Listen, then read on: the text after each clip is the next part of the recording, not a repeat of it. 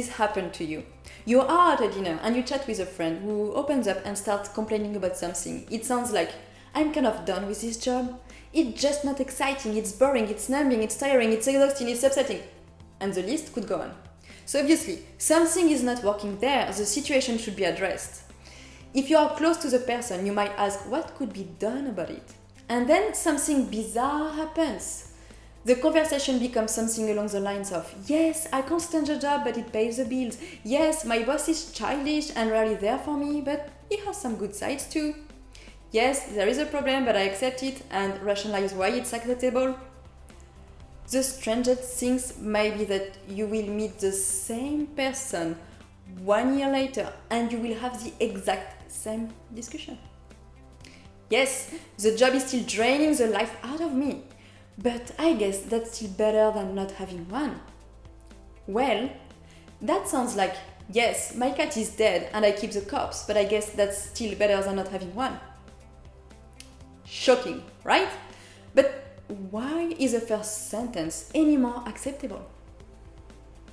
The thing is that there will always be a good reason not to do something. That's the way our brains are wired, to avoid pain and discomfort. We are unconsciously motivated to remain in our comfort zone, to remain in the status quo. And one of the reasons found by behavioral scientists is called loss aversion. Basically, it means that we feel more a loss than a gain. For instance, if you were to bet on a flip of a fair coin and tails mean you lose $10, how much would you have to win from heads to take the bet? The basic economy theory would suggest that a tiny bit over $10 would do. Behavioral sciences demonstrate that for most people, they will need to win at least $20 on heads to take the bet.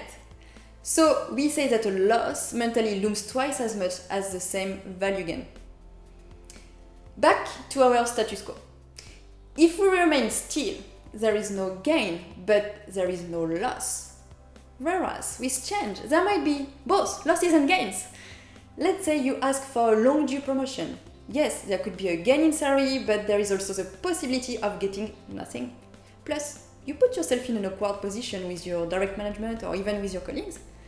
There could also be a loss in social status. To remain safe, we have a tendency to avoid losses at all costs, even if it means keeping our potential gains. We prefer to remain in the sameness, and it's hard to go against loss aversion because it's profoundly instilled inside us.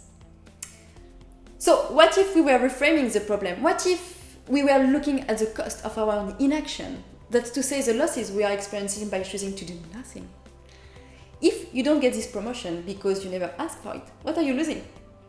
What are you losing without the additional revenue? What are you losing for your career progression and momentum? With this mindset shift, we can leverage loss aversion to our benefits. If you like this video, leave me a comment, and if you want more, follow me on my socials. See you soon!